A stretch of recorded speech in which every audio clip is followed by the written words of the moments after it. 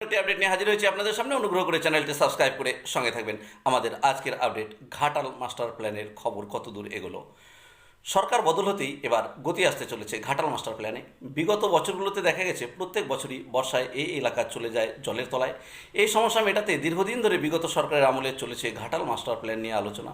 প্রাক্তন মুখ্যমন্ত্রী Mamata Bandyopadhyay Ghatal master plan কার্যকর করার কথা বললেও কাজের কাজ কিছুই করেননি। কিন্তু এবার বাংলায় নতুন সরকার তৈরি হতে এই প্রকল্পের কাজে গতি আসতে চলেছে। কেন্দ্রকে সঙ্গে নিয়েই এই কাজ করা হবে বলে সিদ্ধান্ত নিয়েছেন নতুন মুখ্যমন্ত্রী।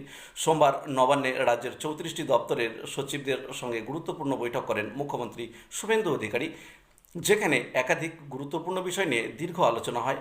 তার মধ্যে ঘাটাল মাস্টার প্ল্যান অন্যতম। বৈঠকে স্থির হয় দ্রুত বাস্তবায়িত করা হবে ঘাটাল মাস্টার প্ল্যান, আর তাতে রাজ্যকে সাহায্য করবে কেন্দ্র। সমান সমান শতাংশ হারে প্রকল্প ব্যয় কেন্দ্র এবং রাজ্য সরকার বহন করবে। সেই মতো ওই দপ্তরকে পরিকল্পনা চূড়ান্ত এবং আর্থিক বরাদ্দ চূড়ান্ত করার নির্দেশ মুখ্যমন্ত্রী দিয়েছেন।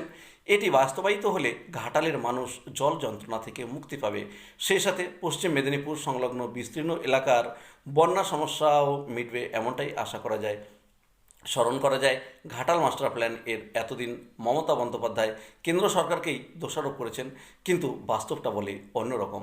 1270 কোটি টাকার মধ্যে 500 কোটি টাকা বরাদ্দ হয়ে গিয়েছিল। সুতরাং প্রকল্পের কাজ না হওয়ার জন্য বারবার অভিযোগ তোলে বিজেপি। বঙ্গে প্রচারে এসে বারবার অমিত শাহের বক্তব্যে উঠে আসে ঘাটাল মাস্টার প্ল্যানের কথা। তিনি আশ্বাস দেন সরকার গঠন হলে দ্রুত এই প্রকল্প বাস্তবায়ন করা হবে। এবার সে পথেই হাঁটছে রাজ্যের নতুন সরকার।